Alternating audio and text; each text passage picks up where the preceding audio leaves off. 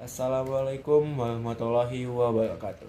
Perkenalkan, nama saya Tuku Muhammad John Falevi dari kelas 11-8. Oke, hari ini saya akan menjelaskan tentang salah satu peristiwa paling penting dalam sejarah Jepang, yaitu Restorasi Meiji. Restorasi Meiji ini dimulai pada tahun 1868 ketika kekuasaan politik dikembalikan kepada Kaisar Meiji, yaitu Mutsuhito, dan di mana dia adalah Kaisar Jepang yang menjadi simbol persatuan nasional dan legitimasi reformasi. Sebelum restorasi, kekuasaan nyata berada di tangan Shogun Tokugawa. Sementara Kaisar hanya memegang peran simbolik dalam ritual keagamaan. Dengan dikembalikan kekuasaannya, Meiji resmi menjadi kaisar yang memimpin pemerintahan, meskipun pada awalnya banyak keputusan praktis dijalankan oleh tokoh-tokoh reformis yang berpengalaman.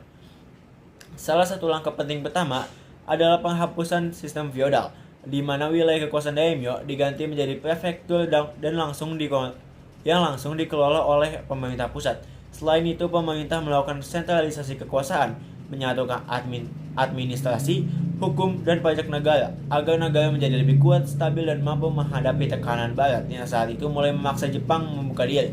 Langkah ini menjadi fondasi penting bagi reformasi politik dan sosial dan ekonomi. Dalam pelaksanaannya, beberapa tokoh menonjol memegang peranan kunci yang dimana keberhasilan itu ada karena mereka. Yang pertama, ada Okubo Soichimichi, yaitu pemimpin dari domain Satsuma dan arsitek utama modernisasi Jepang. Bertanggung jawab atas kebijakan politik, ekonomi, serta industri.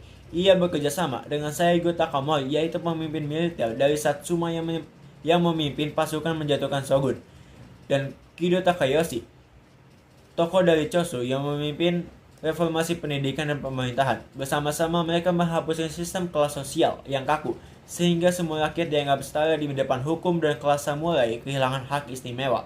Selain itu, mereka mendirikan tentara nasional berbasis wajib militer untuk menggantikan pasukan samurai. Di bidang pendidikan, pemerintah mewajibkan sekolah bagi seluruh rakyat dan mengirim pelajar serta penjabat ke luar negeri untuk mencari ilmu pengetahuan, teknologi, dan sistem pemerintahan Barat.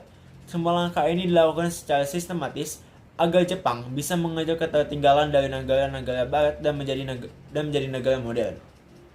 Langkah terakhir, restorasi Meiji berfokus pada pembangunan ekonomi dan pembentukan negara modern. Pemerintah membangun pabrik, jalur kereta api, serta pelabuhan dan sistem perbankan, serta mengembangkan industri nasional seperti tekstil, baja, dan persenjataan. Modernisasi inilah memperkuat ekonomi dan militer Jepang sehingga negara ini mampu bersaing dengan bangsa Barat. Puncaknya adalah pengesahan Konstitusi Meiji, Undang-Undang Dasar Jepang yang disahkan pada tahun 1889, yang menandai lahirnya Jepang sebagai negara modern. Berkat peran Kaisar Meiji, Okubo Soichimichi, Saigo Takamori, dan Kido Takayoshi, Jepang berhasil berubah jadi negara feodal menjadi kekuatan besar di Asia. Keberhasilan ini menunjukkan bahwa transformasi Jepang bukan hanya hasil kerja keras satu orang, tapi kombinasi antara kepemimpinan simbolik kaisar, pemikiran reformis visioner, dan kekuatan militer yang terorganisir. Saya akan membahas tentang Konstitusi Meiji, di mana ini adalah langkah terakhir yang dilakukan oleh Kaisar Meiji, yaitu Mutsuhiko.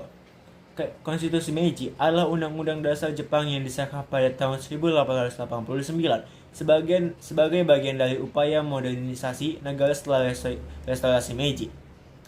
Konstitusi ini menetapkan kaisar sebagai kepala negara yang memegang kekuasaan tertinggi, termasuk atas pemerintahan, militer, dan urusan luar negeri, sehingga kekuasaan politik sepenuhnya berada di tangan kaisar secara formal. Selain itu, konstitusi ini juga membentuk Diet Kekaisaran atau Parlemen Jepang yang terdiri dari dua kamar. Kamar rendah anggotanya dipilih oleh rakyat tertentu, dan kamar tinggi anggotanya berasal dari bangsawan, pejabat tinggi, atau orang yang ditunjuk kaisar. Parlemen ini berfungsi membahas anggaran dan pembesaran, tetapi kekuasaan legislatif tetap berada di bawah kendali kaisar. Konstitusi ini juga menetapkan hak dan kewajiban rakyat termasuk kebebasan bicara, berkumpul, beragama, dan pendidikan. Meskipun hak-hak ini dibatasi demi kepentingan negara, selain itu, Konstitusi Meiji menegaskan pembagian kekuasaan secara formal antara kaisar, parlemen, serta badan peradilan, serta menetapkan bahwa militer berada langsung di bawah kaisar. Dengan demikian, Konstitusi Meiji ini menjadi dasar hukum modern Jepang, menjaga stabilitas politik sekaligus memungkinkan pembangunan ekonomi, militer, dan sistem pemerintahan ala Barat. Kesimpulan dari video ini adalah restorasi Meiji adalah transformasi besar dari Jepang dari negara feodal menjadi negara modern, yang terjadi karena kekuasaan dikembalikan kepada Kaisar Meiji dan didukung oleh tokoh-tokoh reformis seperti Okubo Toshimichi, Saigo Takamori, dan Kido Takayoshi. Pemerintah melakukan langkah-langkah penting, termasuk penghapusan sistem feodal, sentralisasi kekuasaan, serta pembangunan tentara nasional, pendidikan modern, serta modernisasi ekonomi dan industri. Puncaknya adalah pengesahan Konstitusi Meiji, yaitu pada tahun 1889, yang menetapkan kaisar sebagai kepala negara dengan kekuasaan tertinggi, membentuk parlemen, mengatur hak dan kewajiban rakyat, serta menegaskan militer berada langsung di bawah kaisar.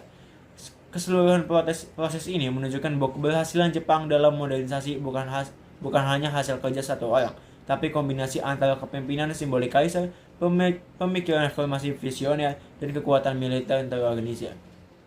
Sekian dari saya, terima kasih. Wassalamualaikum warahmatullahi wabarakatuh.